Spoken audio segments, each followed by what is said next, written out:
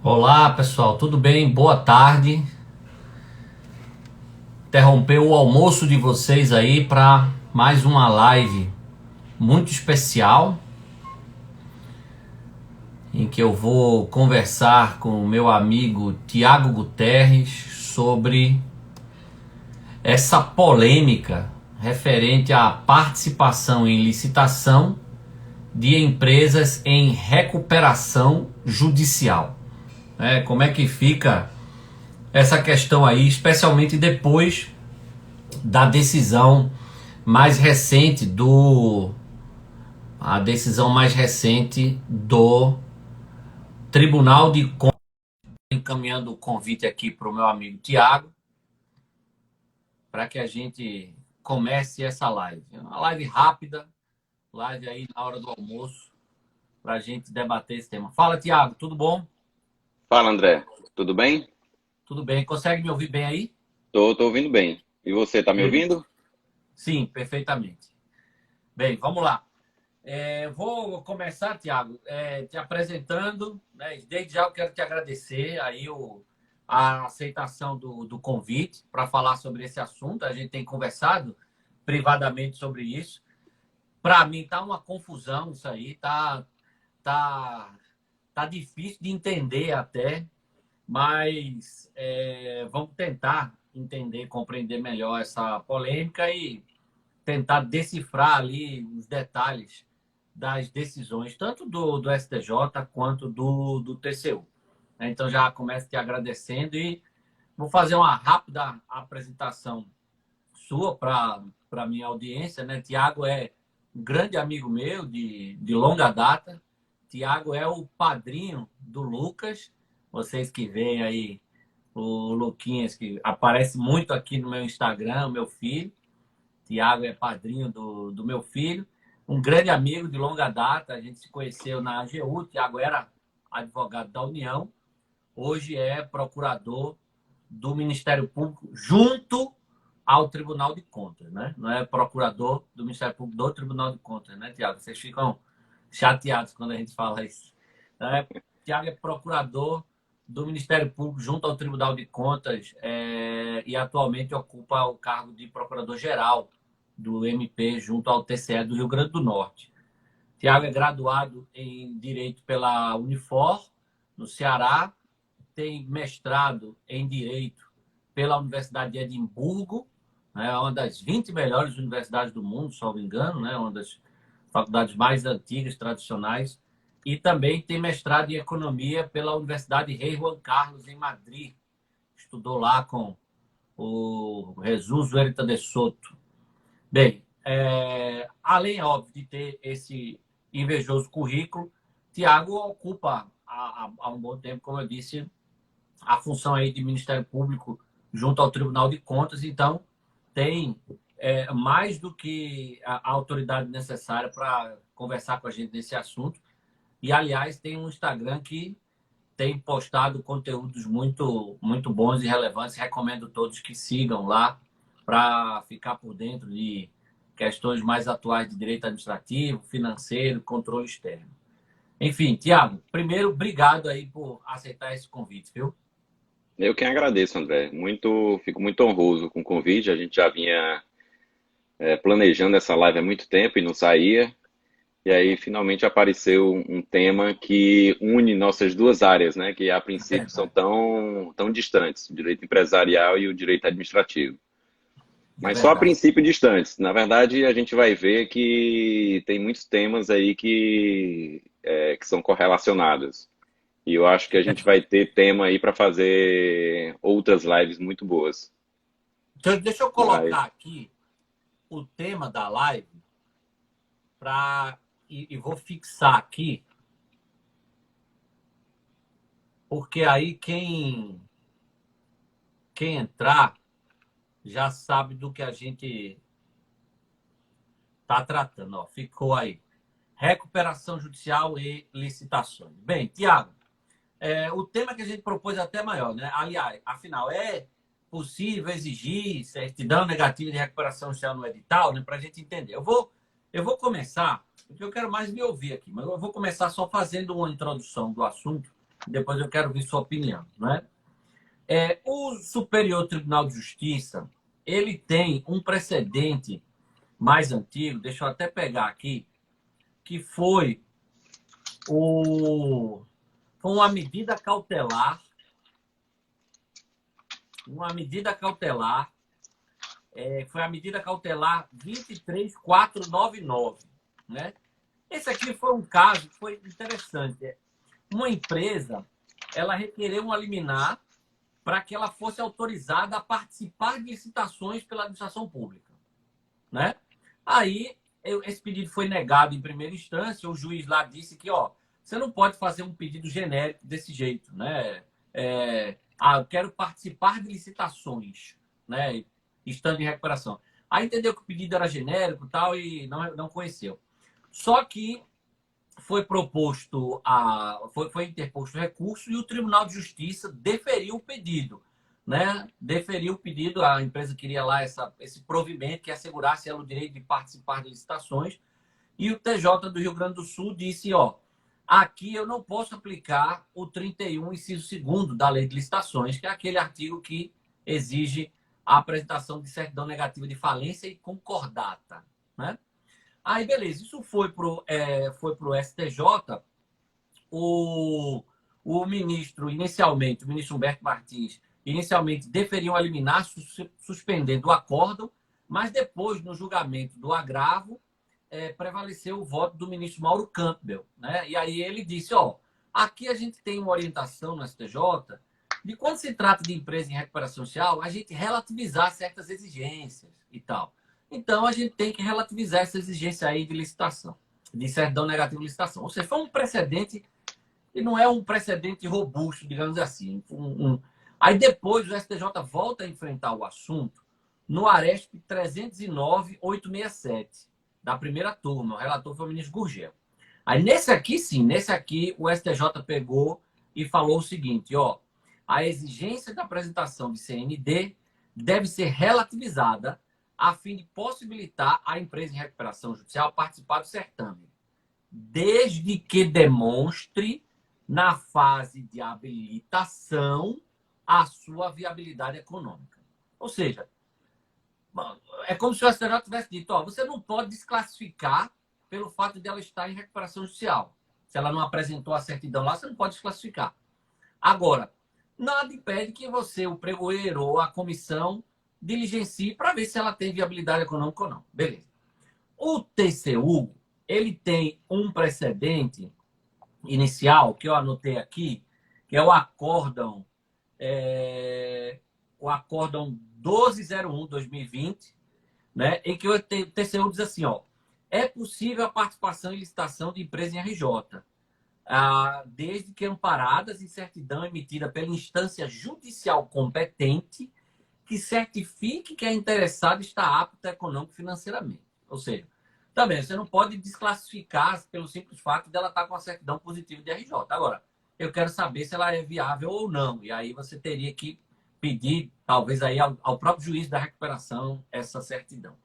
E mais recentemente, você até comentou também no seu Instagram, você atualizou lá o post, o acórdão 2265 de 2020, o TCU disse assim, o fato de apresentar a certidão positiva, né, dizendo que está com recuperação judicial, não implica a imediata inabilitação da licitante, cabendo ao pregoeiro ou à comissão diligenciar no sentido de aferir se a empresa teve seu plano de recuperação concedido, né? Enfim, como eu postei até ontem ou foi anteontem, está uma confusão, né? Quer dizer, pode exigir certidão, mas se a certidão for positiva, ou então se ela não apresentar a certidão, não pode desclassificar.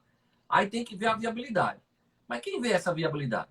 É a comissão, o pregoeiro, que vão fazer um estudo e atestar? Ou é o juiz da recuperação judicial que vai dar essa viabilidade? Será que cabe ao juiz da recuperação judicial atestar a viabilidade da empresa?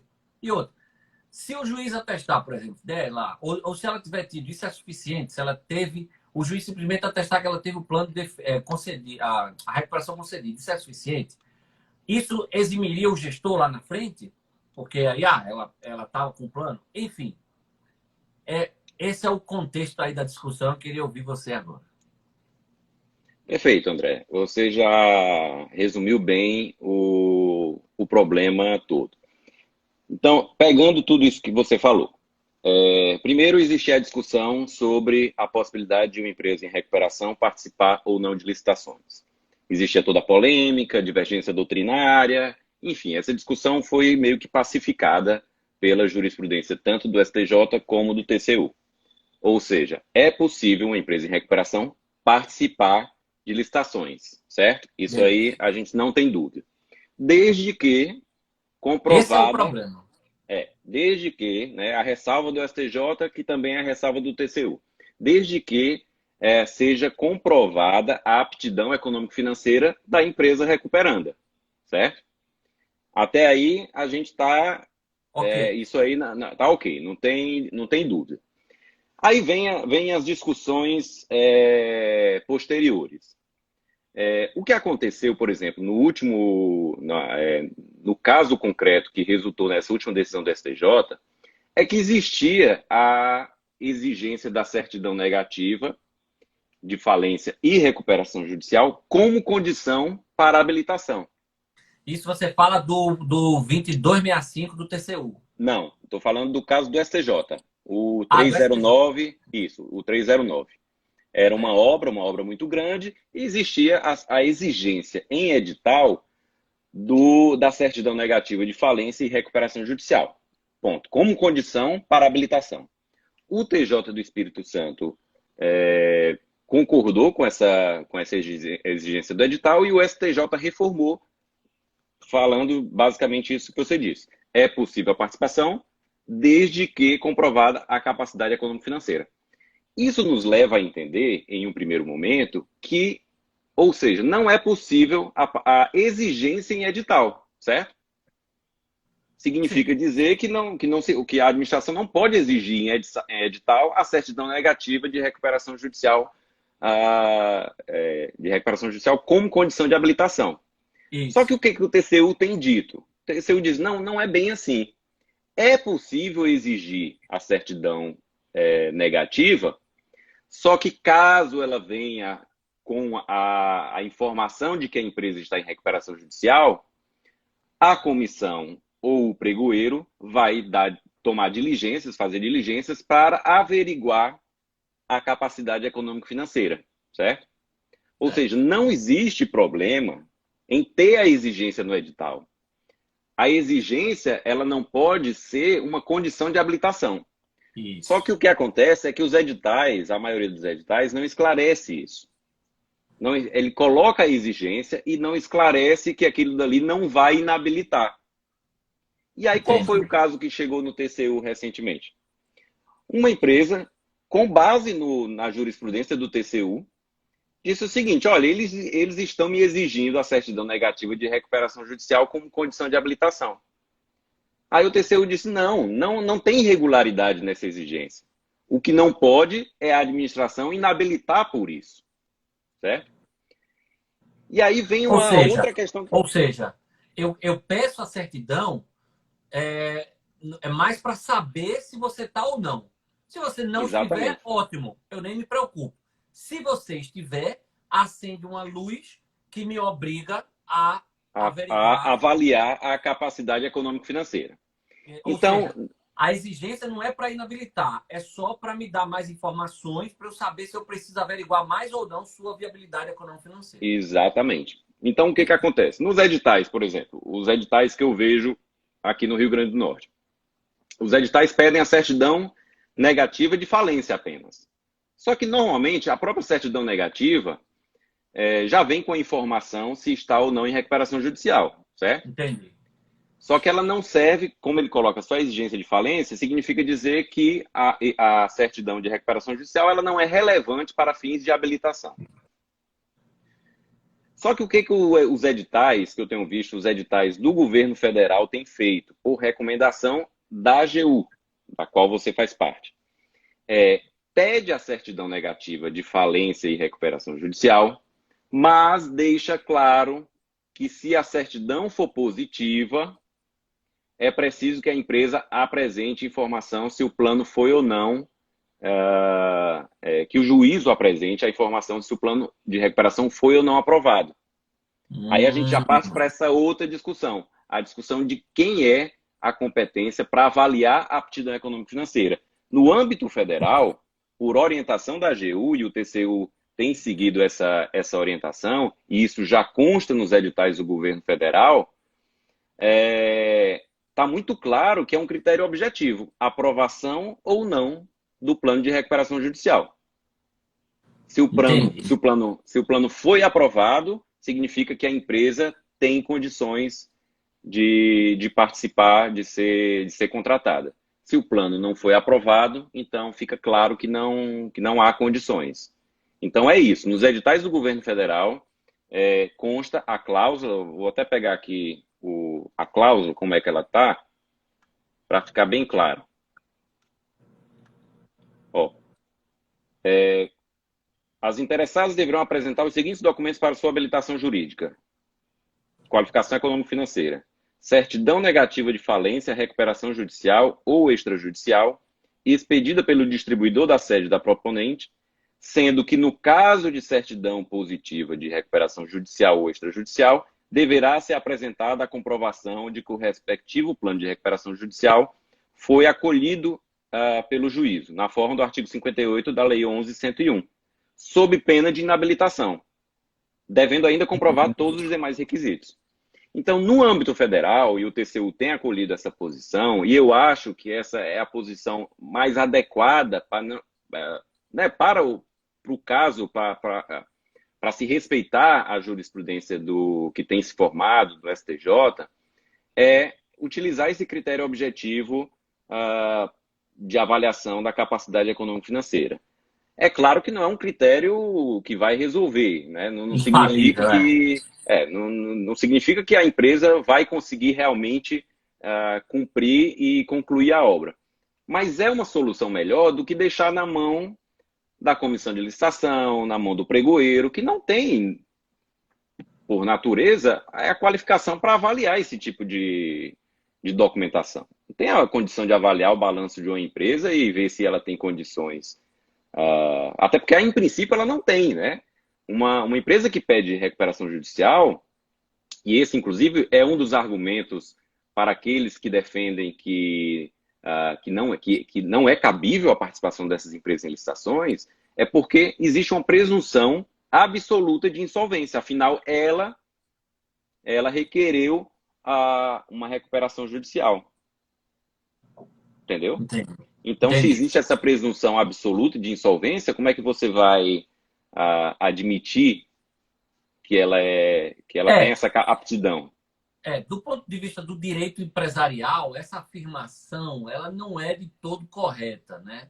O pedido de recuperação judicial ele não caracteriza uma presunção absoluta de insolvência, né? Insolvência geraria a falência. No caso aí, a recuperação judicial, o devedor confessa que está em crise. Essa crise pode ser decorrente de uma dificuldade de fluxo de caixa, né? É algo tecnicamente muito mais próximo de uma iliquidez do que uma insolvência realmente. Agora, eu escrevi um artigo recentemente com o meu amigo Guilherme Carvalho, que é advogado na área, eu até mandei para você e tal. No artigo, a gente defende o seguinte, que desde que o pregoeiro ou a comissão, na verdade, desde que o ente da administração pública fundamente, seria legítimo até mesmo desclassificar pelo simples fato de ela estar em recuperação judicial. Eu não quero contratar com empresas em recuperação judicial. Por quê? Isso poderia se justificar, por exemplo, pelo vulto econômico do contrato, pelo fato de ser um contrato sobre um serviço muito sensível e que, portanto, não pode correr o risco de amanhã ter algum tipo de interrupção em virtude do insucesso. Ou seja, a recuperação judicial traria riscos para aquela contratação que a administração não quer correr, né? A gente entende que, desde que fundamente, isso seria possível. Qual é a sua opinião? Em tese, eu concordo com essa posição. Eu acho que deveria se dar essa discricionariedade para a administração ela rejeitar empresas em recuperação judicial. Mas o fato é que a jurisprudência do STJ é muito clara no sentido de se permitir a participação dessas empresas. E aí vem a questão: qual seria o fundamento utilizado por uma comissão, por um pregoeiro, para inabilitar, se ele não detém qualificação técnica, profissional, para fazer esse tipo de avaliação, Mas aí para eu se digo, não seria. contrapor? Não, me desculpa interromper, mas aí não seria nem o pregoeiro a comissão, seria assim, o próprio ente, ao elaborar o edital, fazer estudos e falar, ó, é uma obra de um vulto econômico muito grande, ou é uma obra cujo objeto é a prestação de um serviço público fundamental para o cidadão tal. Então, eu colocar uma empresa em recuperação judicial aqui vai me trazer um risco, sei lá, toda recuperação judicial tem um risco. Digamos que eles mostram estudos, por exemplo, que demonstram que as empresas que atuam naquela área, que pedem recuperação judicial, tipo, 90% não conseguem se recuperar. Entendeu? Digamos que Entendi. seja um Não, contratação numa é. determinada área X. E aí eu pego um estudo jurimétrico, que mostra, ó, no Brasil, desde que saiu a lei, das empresas que atuam nessa área, que pediram recuperação judicial, 90% quebraram e deixaram os contratos aí que tinham feito tal. Eu não quero assumir esse risco. Se ele fundamenta tudo isso direitinho e coloca a regra lá no edital, não seria correto, não? Eu acho que seria correto. Acho que seria perfeitamente defensável. Mas creio que isso não passaria pelo crivo judicial, Entendi. porque uma empresa em recuperação, iria entrar com alguma ação pedindo, porque a administração teria que colocar essa cláusula de vedação no edital. A cláusula de exigência da certidão negativa como condição de habilitação. E E aí essa esbarraria cláusula no. não passaria pelo crivo judicial, tendo em vista a jurisprudência firmada no STJ. Entendi. Agora de fato, eu diria para você que a maioria das obras públicas são muito difíceis de realizar, é preciso levantar muito dinheiro, é preciso que as empresas consigam crédito na praça, é muito difícil. Meu pai foi construtor, você sabe, meu sogro foi construtor, e toda obra que era realizada sempre era muito difícil. Existia um trabalho muito grande depois da assinatura do contrato de conseguir levantar dinheiro para aquela obra. E são empresas que nunca chegaram nem perto de passar por uma situação de crise que justificasse uma recuperação judicial.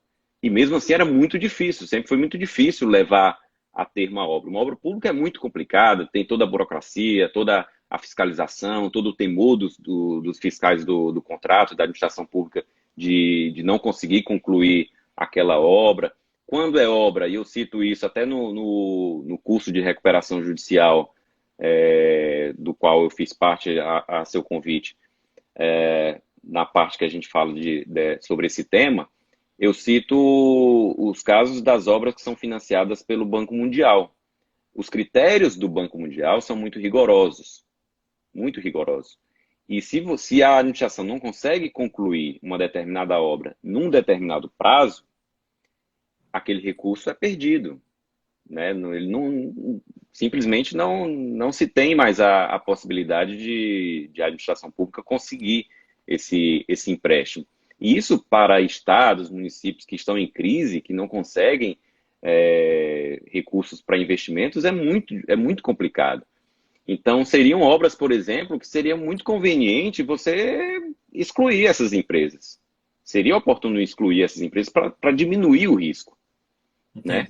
Entendi. É, E também, se você parar para pensar, André, existe até, isso é um outro argumento que alguns administrativistas usam, você pode estabelecer uma distinção antisonômica, porque pode haver o caso pode existir a hipótese de uma empresa que não está em recuperação, mas não atende os requisitos de habilitação econômico-financeira, e uma empresa em recuperação judicial passa por esse crivo e é admitida a, a, a outra. a contratação. Ela supera uma outra que não está em recuperação judicial, mas por algum critério, aqueles outros critérios da lei, ela não atende, lá não tem lá os índices de qualificação econômico-financeira, de acordo com o balanço patrimonial apresentado. E aí pode acontecer esse caso. Então, é uma situação um pouco esdrúxula, você ter duas empresas competindo, uma em recuperação judicial, a outra não. Aí a recuperação judicial, ela vence porque a outra não detém aptidão econômico-financeira. Então, fica uma situação complicada, que a gente pode vislumbrar isso na prática, entendeu? No futuro. Então, Entendi. assim, eu acho que esse tema ainda vai dar muito o que falar. A gente ainda pode ter aí Assim, alguns episódios. enquanto você falava aqui, eu estava pensando, na verdade, não dá para a gente falar em jurisprudência ainda do STJ, não. Porque tem um precedente, né? Tem dois precedentes, mas um é uma medida cautelar, o outro é um aresp. Assim, eu queria ver mais entidades da administração pública colocando nos editais que não iam contratar empresas de recuperação judicial, para ver se mais questões dessas chegam no judiciário, para ver se outros precedentes surgem e aí a gente vê como é que se comporta. Eu acho que sabe o que, que pode gerar discussão judicial? Porque, assim, a tendência vai ser que os editais coloquem a cláusula, a vedação, a exigência de certidão negativa de recuperação judicial, admitindo a comprovação, a apresentação do plano na fase de habilitação. Mas pode acontecer de uma empresa que venha a ser preterida no julgamento e que não esteja em recuperação judicial, que ela ingresse com Isso, algum mandado de segurança, com alguma ação judicial e questione essa diferenciação. verdade. E aí a gente pode ter uma nova discussão. Uma outra discussão, um outro caso hipotético que pode gerar novas discussões judiciais é uma eventual empresa que venha a falir e a obra não seja concluída. Uma obra, um serviço, enfim, falando em obra, que uma obra não seja concluída, ou que um produto não seja entregue, e aí a administração saia no prejuízo. Pode É, ser, por exemplo, que os órgãos de controle venham a apurar a responsabilidade da comissão ou daquele que elaborou o edital, e aí tudo isso pode gerar uma nova discussão judicial que justifique uma revisão da jurisprudência, pelo menos atualmente firmada no STJ e também no TCU. é. TCU me parece que há uma jurisprudência já. Mas Sim, STJ eu acho que ainda não existe jurisprudência. Existem são alguns precedentes. casos. Exato, É, inclusive precedentes que não foram por unanimidade, né? isso, isso. Existem divergências. É, e assim, e de turma, né? E assim, tem outra questão aí. Eu acho que ajudaria muito a resolver esse problema, Tiago, se houvesse um estudo empírico no Brasil para verificar quantas empresas até hoje em recuperação judicial conseguiram participar de licitação e acabaram vencedoras e celebrando o contrato, e dessas, quantas cumpriram o contrato corretamente ou quantas no curso da execução acabaram falindo ou não conseguindo honrar o plano tal e não cumpriram. Porque aí a gente teria uma ideia do risco que a administração pública tem ou não em contratar com essas empresas. Né? Vai que a gente faz um estudo e volta um resultado de um estudo dizendo assim, ó, do universo das empresas em recuperação social que contrataram com a administração pública, 80% honraram os contratos. Né? E 20% não honraram porque era tão... então, realmente, o risco, né, já não é. Agora, se vem um resultado dizendo o contrário, ó, 80% acabou que, mesmo com o plano aprovado, depois não conseguiu cumprir o plano, não sei o que, acreditaram, fale e não cumpriu. Aí você, opa, então, né? Eu acho que, porque aí a gente acaba decidindo com base mais em evidência do que em qualquer tipo de achismo que a gente possa fazer aqui. Porque a gente faz muito Isso. achismo aqui, né? E eu acho que agora é o momento propício para se fazer esse estudo, porque, primeiro, essas decisões que admitem a participação de empresa em recuperação nas licitações são decisões recentes, Isso. e, em segundo lugar, existem muitas empresas em recuperação judicial. É Né? verdade. Da crise já tem um tempo, né, que esse número de empresas em recuperação judicial aumentou, e acho que depois dessa pandemia o número deve ter aumentado significativamente. Então, a gente deve ter aí um material bom para fazer esse tipo de análise. Eu espero que seja feito. Quem sabe nosso amigo Marcelo lá da É, Associação Brasileira de Jurimetria não se não existe, coloca lá a associação para trabalhar sobre esse tema. existe também, o Marcelo participa também, é o Observatório de Insolvência. Tem o Observatório de Insolvência, que ele participa, o doutor Marcelo Sacramone, que fez a live comigo ontem, participa também. Eu vou até falar para eles, porque talvez seria interessante fazer um estudo nesse sentido, para a gente ter uma ideia do risco ou não, né? Exatamente, e Enfim, não se firmar uma jurisprudência baseada em apenas um princípio de política pública, porque tem que privilegiar as empresas em recuperação, tem a função social da empresa, tem que proteger as empresas, os trabalhadores, quando muitas vezes pode ser que venha a se mostrar um argumento errado, porque a administração pública pode sair muito no prejuízo e acabar prejudicando, de certo modo, toda a coletividade, o erário, por uhum. conta dessa jurisprudência. Então, realmente, nesse caso, seria interessante ter um estudo empírico. É. Uma vez, até acho que na primeira vez que eu postei sobre isso, você comentou no meu Instagram algo interessante. Você falou assim: eu não sou a favor de usar política pública para preservação de empresa. Tudo. Quem tem que se preocupar com a preservação da empresa é a Lei 11.101, né? Ou seja, que não dá para ficar também o poder público fazendo caridade, né, com peninha e sem Pois querer você desclassificar a empresa de imagina, recuperação judicial. porque tem empresas, assim, existem de fato empresas que só contratam com o poder público. Essas grandes empreiteiras, muitas delas, a maior fonte de renda é advinda de contratos com o poder público. Mas isso é uma circunstância da empresa, isso aí é uma opção da empresa, assim.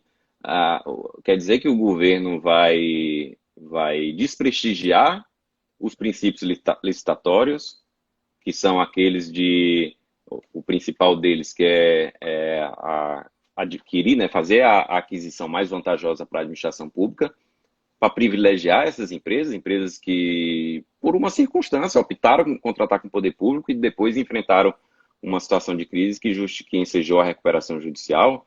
Então, assim, você vai estar prejudicando a administração pública para favorecer essas empresas, em detrimento de outras empresas que não estão em situação de recuperação judicial. Então É, é muito complicado você chegar nessa conclusão, nesse raciocínio. Mas o fato é que essa tendência de se usar a lei de licitações como instrumento de política pública, isso aí já vem de muito tempo e parece que não vai acabar.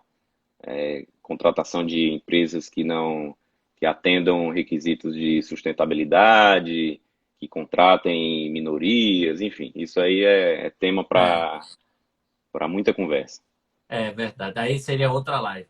Eu vou pegar aqui algumas perguntas, Tiago. A Cíntia fala assim: essa empresa poderá participar e também ser contratada? Fiquei em dúvida. Sim, Cíntia, como a gente disse aqui. Hoje, o entendimento é de que ela pode participar, mesmo estando em recuperação judicial. Agora, claro, isso exige que a comissão, o pregoeiro, verifique a viabilidade. Hoje, como o Tiago bem mencionou, ele fez uma pesquisa, até nos casos que ele vê no Rio Grande do Norte e também nos editais da União, o que é que se tem feito? Você coloca lá a exigência de certidão no edital, mas deixa claro no edital que, se a certidão vier positiva, você não vai desclassificar. Você vai apenas diligenciar para ver se aquele plano foi aprovado. Né? Se o plano foi aprovado, ou seja, é um critério minimamente objetivo que indica que ela é viável, porque os credores consideraram ela viável, deram a chance e ela vai continuar suas atividades normalmente. Eu acho que nas próprias certidões é provável que o próprio juiz já encaminhe Já essa encaminha isso. informação. Quando tiver É. a certidão positiva de recuperação, ele já encaminha e está aqui, o plano foi aprovado ou o plano não foi aprovado. Agora veio na minha cabeça agora uma coisa, Tiago. Entre o pedido de recuperação judicial e a concessão, às vezes demora bastante tempo. Às vezes demora bastante tempo. E tem outra Se, coisa. se E tem acontece outra. isso aí no meio, por exemplo, e a decisão pela contratação vai ocorrer antes de sair a aprovação. E aí? Não, Ela aí não. pediu, Aí tem duas situações. Quando existe o pedido de recuperação pela própria empresa, onde se presume a iliquidez, a insolvência, e pedidos de recuperação feitos por terceiros. Entendeu? Quando a Mas, empresa, quando a não, empresa, mas quem pede a recuperação é ela. sempre ela. É. O que pode acontecer é alguém pedir no PL até vai ter alguma coisa. O que pode acontecer é alguém pedir a falência, né? A falência dela e ela, no prazo de contestação, ela pedir a recuperação judicial. Pois é, aí você imagina num caso em que existe o pedido de falência de terceiros. Certo. Nesse caso, é assim, não se pode também já considerar que ela está numa situação de insolvência porque houve pedido de falência de terceiros. Sim. E aí teria que esperar aguardar alguma decisão judicial. Agora, quando entre o pedido da própria recuperação até a decisão judicial, até a aprovação do plano, aí eu acho que não. Até Mas seguir é a bem, jurisprudência. eu estou pensando aqui agora, imagina, os credores estão olhando para isso. Imagine que é uma empresa que trabalha com licitação. Os credores estão para ir para a Assembleia votar, ver se aprova o plano dela. Ela ainda não teve concessão. E aí ela começa a ser desclassificada de tudo que é processo licitatório. Os credores vão olhar e vão dizer assim: eu vou rejeitar esse plano. A empresa agora que ela vive de licitação. Está sendo desclassificada de tudo. Entendeu o que eu estou dizendo? Assim, Aí ela teria. uma coisa Só que aí puxa a ela. outra. Só que aí ela teria que convencer os credores, e eu acho que é até mais fácil que ela consiga. É justamente, Para olha, se aprovar vocês não logo. aprovarem, aprovem logo, porque senão vai todo mundo perder tudo. Porque É, a gente não vai ter nem condição de participar é, de licitações. verdade, interessante.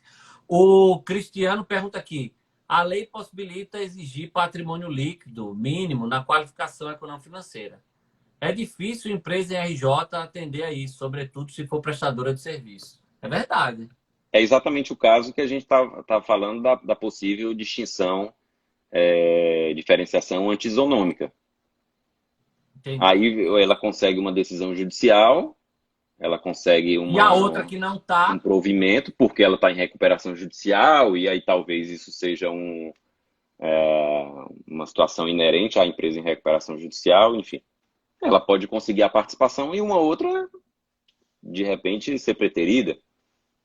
é, Ou então pedir assim, isso. olha, eu fui preterida nos termos do edital, mas eu quero um direito de demonstrar a minha aptidão econômico-financeira, assim como foi concedida à empresa em recuperação judicial.